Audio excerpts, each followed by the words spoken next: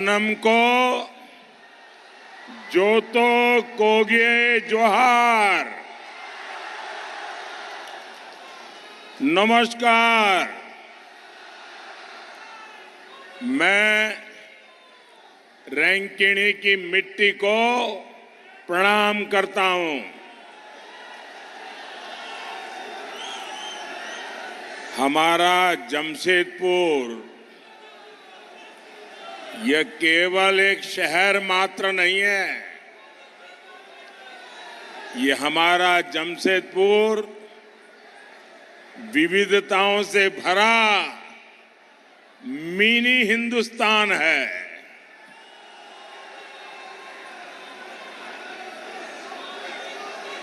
इसलिए जमशेदपुर का आशीर्वाद मिलना ऐसा लगता है जैसे पूरा देश आशीर्वाद दे रहा है।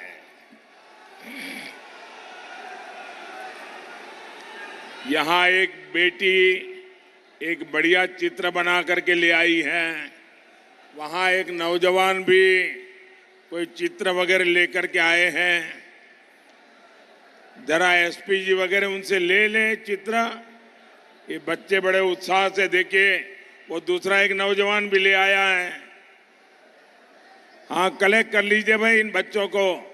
अच्छा, आप अपना नाम लिख देना, मैं आपको चिट्ठी लिखूंगा।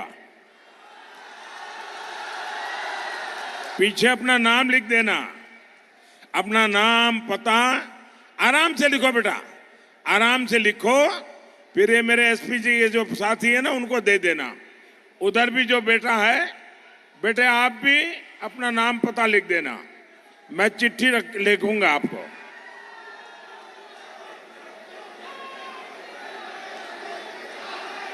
भारत माता की, भारत माता की। आपका उत्साह बता रहा है कि जमशेदपुर में 4 जून को क्या परिणाम आने वाला है। साथियों, मैं बहुत सालों तक भारतीय जनता पार्टी के संगठन का काम करता था और कोई मुझे कहे कि चुनावी रैली है, सुबह 10-11 बजे रख लो, तो मैं हाथ जोड़ के कहता था नहीं जी, 11 बजे कौन आएगा, ऐसा करो 1 बजे 2 बजे रख लो।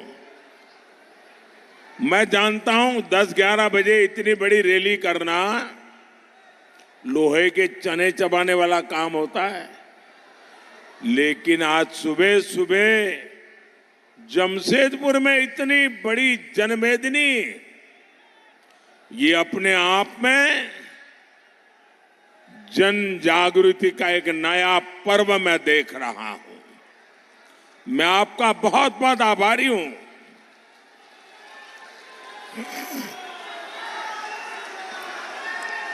साथियों, लोकसभा चुनाव देश के भविष्य को सशक्त बनाना, मजबूत बनाना, वर्तमान पीढ़ी और आने वाली पीढ़ियों का भी उज्जवल भविष्य निश्चित करने का ये चुनाव है। मेरे प्यारे भाई बहन, ये देश का भविष्य कैसे तय होगा? मैं आपसे पूछता हूं। चुनाव में देश की अर्थव्यवस्था पर बात होनी चाहिए कि नहीं होनी चाहिए? जरा पूरी ताकत से मुझे बताइए। जमशेदपुर के लोग, पूरा देश आपको सुनेगा। चुनाव में देश की अर्थव्यवस्था की चर्चा होनी चाहिए कि नहीं होनी चाहिए? चुनाव में उद्योगों, लघु उद्योगों की बात होनी चाहिए कि नहीं होनी चाहिए? साथियों,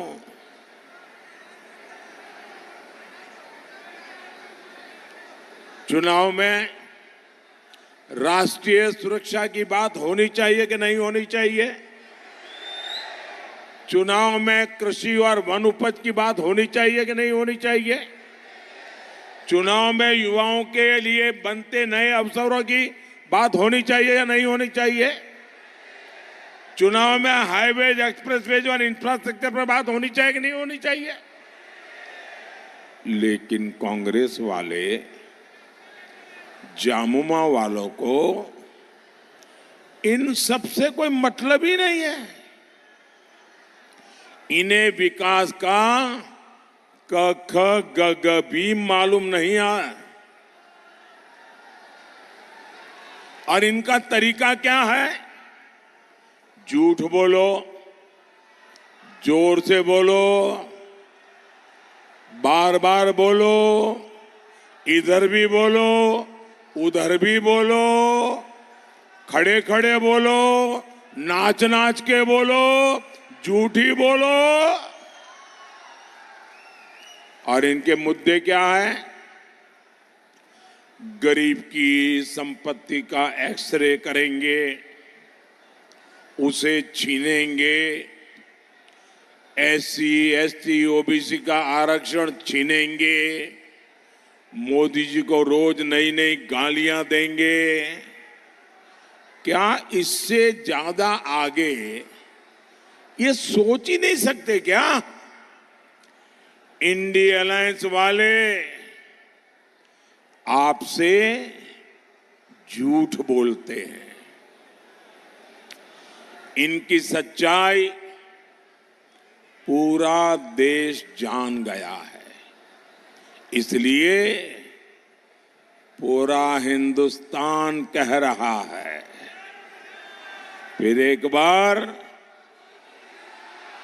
फिर एक बार, फिर एक बार, फिर एक बार।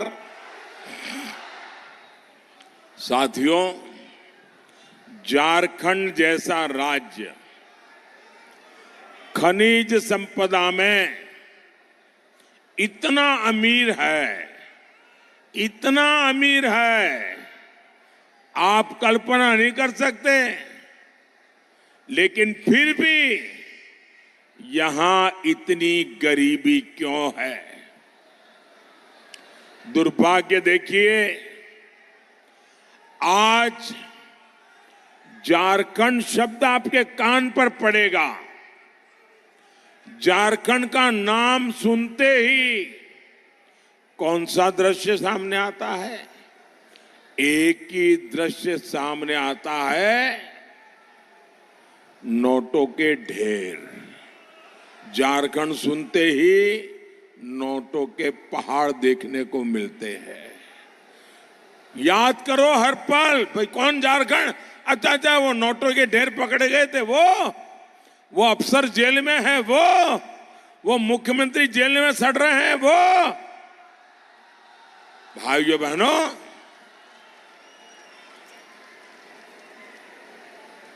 सामान्य मानवी को गरीब रखकर कांग्रेस और जामुमो वालों ने अपने घरों में काली कमाई का अंबर लगा रखा है। साथियों, कांग्रेस, जामुमो और आरजेडी जैसी पार्टियों ने हमारे झारखंड को हर मौके पर लूटा है। और कांग्रेस भ्रष्टाचार की जननी है। कांग्रेस ने 2G घोटाला किया, कोयला घोटाला किया, अनगिनत घोटालों में कांग्रेस ने लूट के रिकॉर्ड बनाए। आप आरजेडी को देखिए, नौकरी के बदले गरीब से, जो बेचारा 2 टाइम की रोटी के लिए नौकरी तलाशता था, ऐसे गरीब की जमीन लिखवा ली, गरीब से जमीन छीन भी ली और बदला में नौकरी का वादा किया। जामुमो ने यही गुण, वही आदतें, वही चरित्र कांग्रेस से और आरजेडी से सीखा है। जामुमो ने झारखंड में जमीन घोटाला किया और इन लोगों ने किसकी जमीनें हड़पी? हमारे गरीब आदिवासियों की जमीनें हड़पी। सेना की जमीन तक हड़पने की कोशिश की। सेना की जमीन हड़पना मतलब चोरी करने की आदत कितनी भयंकर होगी, इसका ये उदाहरण है। मैं आपसे पूछता हूं, इनके घरों से जो नोटों के पहाड़ बरामद हुए हैं, वो पैसे किसके हैं?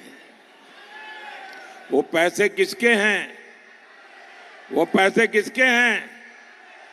वो पैसे किसके हैं? आपका है कि नहीं है? इसके मालिक आप है कि नहीं है?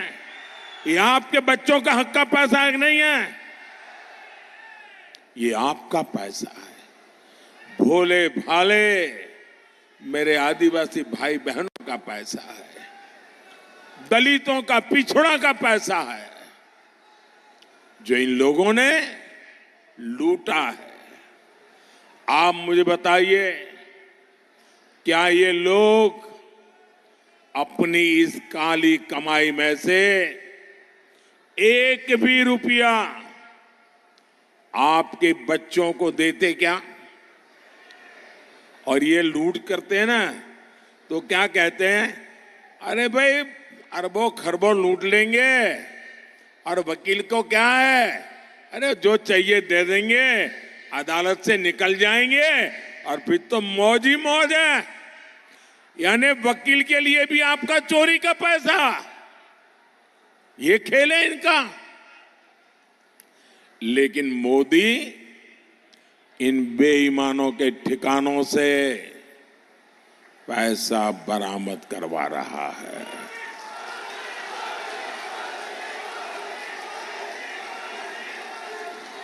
लेकिन मेरे झारखंड के भाई बहन, ये जो नोटों के पहाड़ में पकड़ रहा हूं ना, मैं आपको गारंटी देता हूं, मैं सरकार की तिजोरी में ले जाने के लिए नहीं कर रहा हूं। मैं ये खोजूंगा ये पैसे किसके थे, उसको उनको क्यों देना पड़ा, कैसे दिया था, और अगर ये पक्का हो जाएगा हाँ इन्हीं के पैसे हैं, ये सारे पहाड़ के रुपये है ना, मैं उन सब गरीबों को लौटा दूंगा। ये पैसा आपका है। मोदी इसके लिए कानूनी सलाह ले रहा है। मैं रास्ते खोज रहा हूं कि जो गरीब का पैसा है, जिसके हक का पैसा गया है, वो पैसा उसको वापस कैसे मिले। साथियों, पूरी दुनिया जानती है कि देश की प्रगति के लिए उद्योग जरूरी है। जमशेदपुर का तो नाम ही जमशेदजी टाटा के नाम पर है। लेकिन कांग्रेस पार्टी उद्यम करने वालों को देश का दुश्मन मानती है।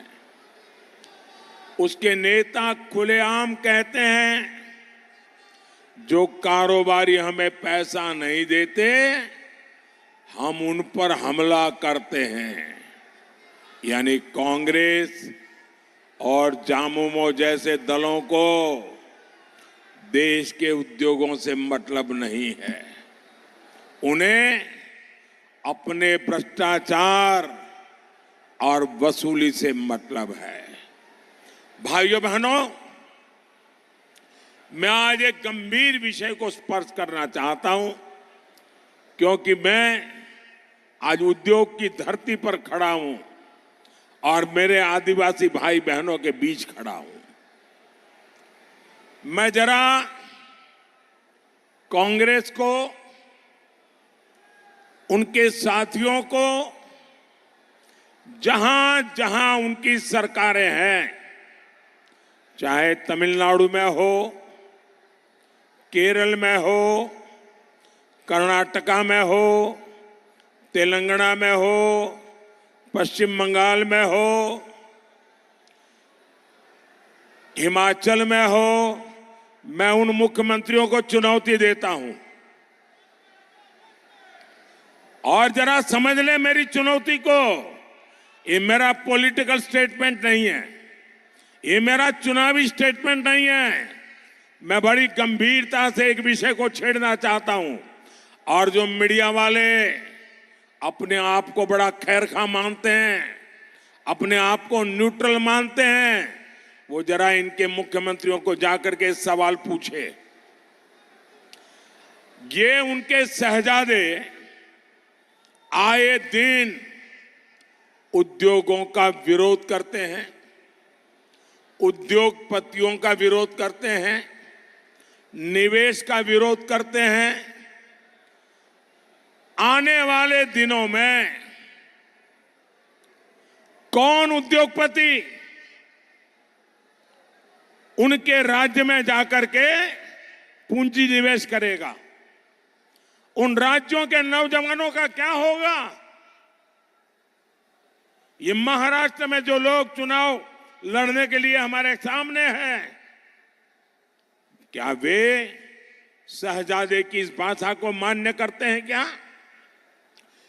सारे निवेशक जो मुझे मिलने आते हैं वो कहते हैं, साहब हम इन राज्यों में नहीं जाएंगे क्योंकि वहां तो हमारे विरोधी विचारधारा है, निवेश की विचारधारा, विरोध की विचारधारा है, उद्योगपतियों को गालियां दी जाती हैं। मैं उन राज्यों के नौजवानों को पूछता हूं, जो शहजादे की भाषा को सुनकर के कौन उद्योगपति उन राज्यों में आएगा? वो 50 बार सोचेगा कि शहजादे की ये नीतियां हैं तो उनके मुख्यमंत्री भी वैसा ही करेंगे, हमारा उद्योग, पैसे तो लग जाएंगे, बर्बाद हो जाएगा। और फिर चिल्लाना मत कि हमारे यहां से उद्योग चले गए, फलाने राज्य में गए, टिकने राज्य में गए। ये आपके शहजादे की भाषा के कारण आज दुनिया से इतने उद्योगकार आ रहे हैं, आपके राज्य में आने को कोई तैयार नहीं है, निवेश करने को तैयार नहीं है। और मुझे, मेरे लिए हिंदुस्तान के किसी भी कोने का नौजवान वो मेरा अपना है। मैं उसके अधिकारों को कोई छीन ले, ये मुझे स्वीकार्य नहीं है। और इसलिए कांग्रेस के, इंडिया अलायंस के, टीएमसी के ये जितने मुख्यमंत्री हैं वो स्पष्ट करे, ये जो शहजादे की भाषा है, उद्योगकारों के खिलाफ जो बोला जा रहा है, उद्योगों के खिलाफ बोला जा रहा है, निवेश के खिलाफ बोला जा रहा है, देश के नौजवानों की जिंदगी तबाह करने की भाषा बोली जा रही है, क्या ये सारे मुख्यमंत्री उससे सहमत है कि विरोध में है? कोई निवेशक उनके यहां नहीं आएगा और फिर दूसरे राज्यों में चले जाएंगे और आप रोते बैठोगे और आपके राज्य के नौजवानों को पलायन करके उन राज्यों में जाना पड़ेगा जहां उद्योग लग रहे हैं। भाइयों बहनों, ये कांग्रेस की भाषा, ये शहजादे की भाषा पूरी तरह नक्सली भाषा है, माओवादी भाषा है। और नक्सली भी तो बिना रंगदारी लिए किसी कारोबारी को काम नहीं करने देते थे। आज मोदी ने नक्सलियों की कमर तोड़ दी है। इसलिए आज रंगदारी की जिम्मेदारी कांग्रेस और जामुओं ने उठा के ली है।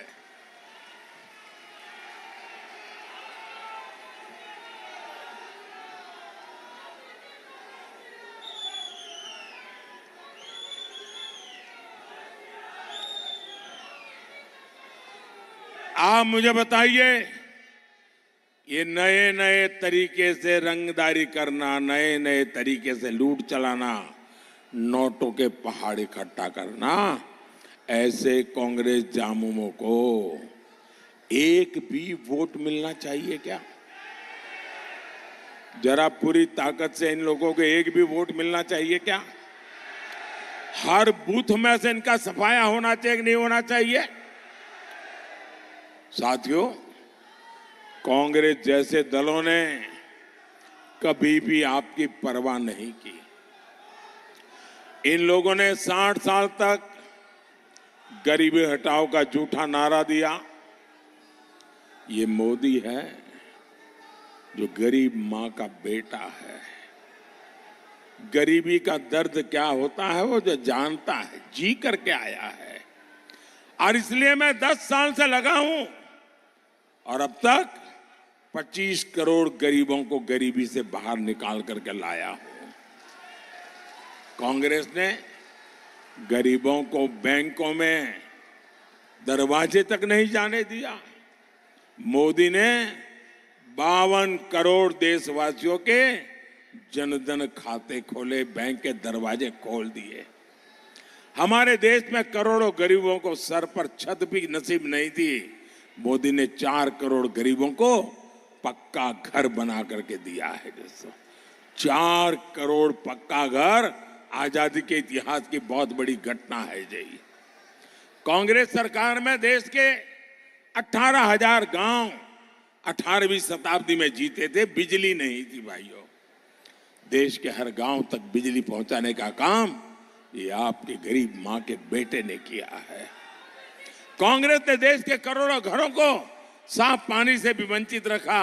ये मोदी है जो हर घर नल से जल पहुंचाने में जुटा है। साथियों, कांग्रेस जामुमो आरजेडी के शासन में जमशेदपुर जैसे शहरों की दशकों तक उपेक्षा हुई। कुछ समय पहले तक रांची से जमशेदपुर पहुंचने में 6 घंटे लगते थे। हमने रोड इंफ्रास्ट्रक्चर पर काम किया। आज ये सफर आधे से भी कम समय में पूरा हो जाता है। हमने नेशनल हाईवे 33 को 4 लेन करवाया है। आज इस क्षेत्र में रेलवे कनेक्टिविटी के लिए, रेलवे स्टेशनों के आधुनिकीकरण के लिए तेजी से काम चल रहा है। हमारी सरकार धालदुनगढ़ में एयरपोर्ट भी बनाना चाहती है, लेकिन ये झारखंड सरकार इसमें भी रोड़े अटका रही है। साथियों, परिवारवादी पार्टियों का देश को, उनकी आदत हो गई देश को अपनी पर्सनल प्रॉपर्टी समझे, पर्सनल प्रॉपर्टी। आपने न्यूज में देखा होगा, कांग्रेस के शहजादे वायनाड से भागकर चुनाव लड़ने रायबरेली गए हैं और वो सबको कहते घूम रहे हैं ये मेरी मम्मी की सीट है।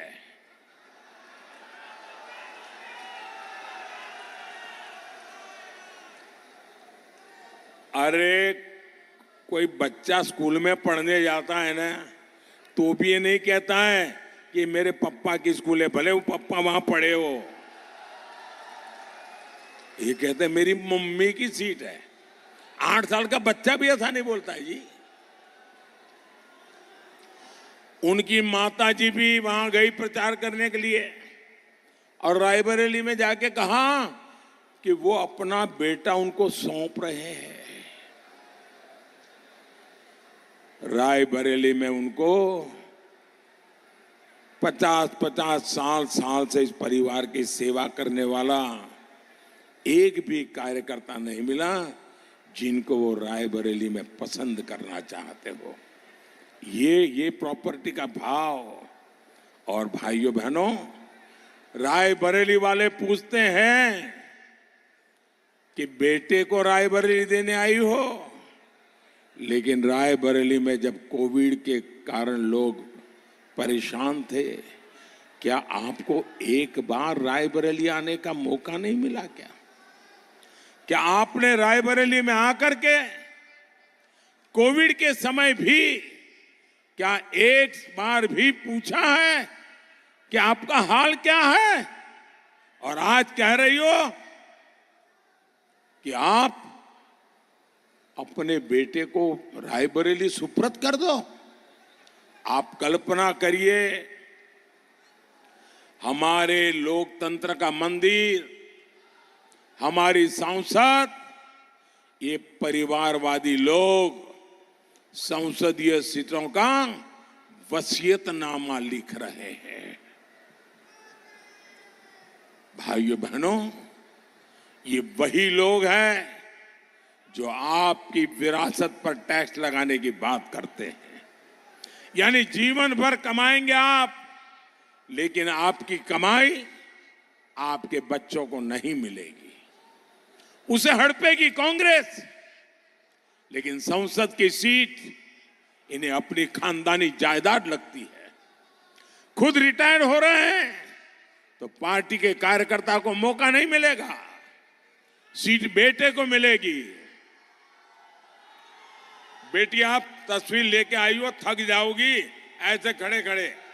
जरा ये तस्वीर भी जरा एसपी जी वाले उन बेटी से ले लेना, अपना नाम पता लिख देना बेटा, नाम पता लिख देना। ऐसी परिवारवादी पार्टियों से हमें झारखंड को बचा करके रखना है। साथियों, परिवारवादी इंडी गठबंधन वालों ने सबसे ज्यादा नुकसान दलित, पिछड़ा और आदिवासी समाज का किया है। खरसावां और गुवा गोली कांड को कौन भूल सकता है? कांग्रेस सरकार ने आम लोगों को, आदिवासियों को यहां सामूहिक नरसंहार किया था। कांग्रेस को आदिवासी समाज ने नफरत रही है। आजादी की लड़ाई में हमारे आदिवासी समाज ने कितने बलिदान दिए, लेकिन कांग्रेस ने किसका इतिहास पढ़ाया? केवल एक परिवार का। जब बीजेपी सत्ता में आई तो हमने आदिवासी गौरव के लिए दिन रात काम किया है। हमने भगवान बिरसा मुंडा की जयंती पर जनजातीय गौरव दिवस मनाने की शुरुआत की।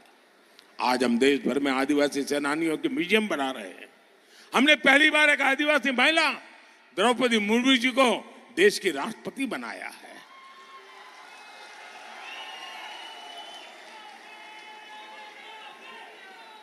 और मैं याद दिलाऊंगा, कांग्रेस ने द्रौपदी मुर्मू जी को भी चुनाव में हराने के लिए कोई कोर कसर नहीं छोड़ी थी। और ये झामुमो वाले उसी कांग्रेस के साथ खड़े हैं। साथियों, आज देश जान चुका है संविधान को खतरा इंडी गठबंधन वालों से है।